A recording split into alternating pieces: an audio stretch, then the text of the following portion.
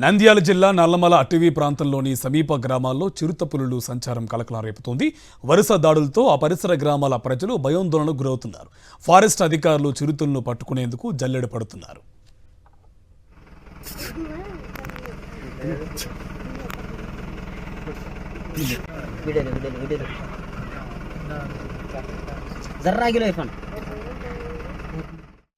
చిరుతలను బంధించేందుకు ప్రయత్నిస్తున్నామంటున్న DFO శ్రీనివాసరెడ్డితో మా correspondent Madhusudan face to face.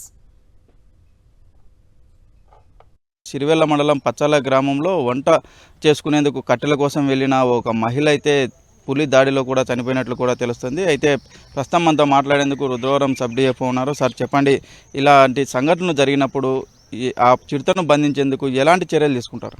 ముఖ్యంగా already మేము కెమెరా ట్రాప్స్ అని పెట్టాము. వాటిలో బంధింపబడింది ఆ చిరుత పులి.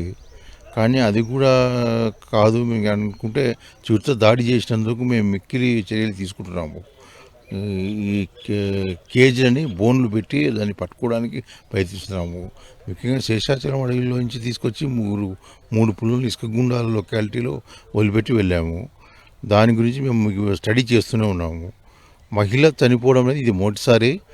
నాకు మా తరపు నుంచి విజ్ఞప్తి ఏమిటంటే, అడవిలోకి వెళ్ళాలనుకునేవారు నలుగురు గుంపులుగా వెళితే మంచిది. ఒక్కరు ధైర్యం చేసి వెళ్ళకండి. వారి జంతువులు అవి వాటికి ఏమి తెలియని జంతువుల మీద దాడి చేసే అవకాశం ఎంతైనా ఉంది. మూడోసారి ఆ గ్రామం చుట్టూ వస్తుందన్నారు.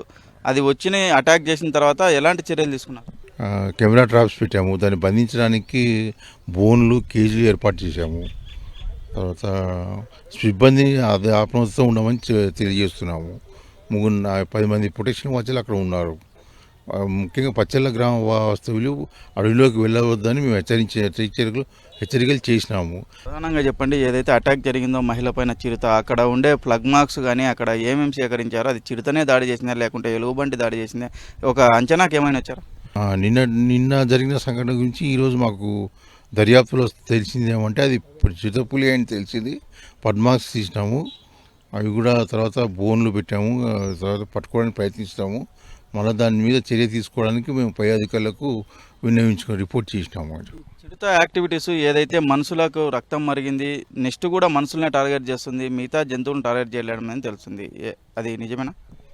కొంతవరకు నిజమే అమ్మ, కొంతవరకు నిజమే. దాని గురించి మేము స్టడీ చేస్తున్నాము. ఇంకా స్టడీలోనే ఉంది ఇంకా అదే వచ్చే పరిస్థితి. సీసీ కెమెరాల ద్వారా మీది ఏర్పాటు చేసిన ట్రాప్ కెమెరాల ద్వారా కనిపిస్తుంది అన్నారు. అది ఏకంగా మనుషులనే టార్గెట్ చేస్తుందని చెప్తాను. అది ఈ విధంగా అంటే ఒంటరిగా పోయే వాళ్ళ మీద అది బాగా ఎక్కువ శ్రద్ధ చూపుతుంది. అందుకు మీరు ఒంటరిగా వెళ్ళకూడదని మా అటవీ శాఖ విజ్ఞప్తి. ఎంతగా అత్యవసర పరిస్థితి వస్తే 4-5 గుంపుగా వెళ్ళండి, మాకు సమాచారం వస్తుంది.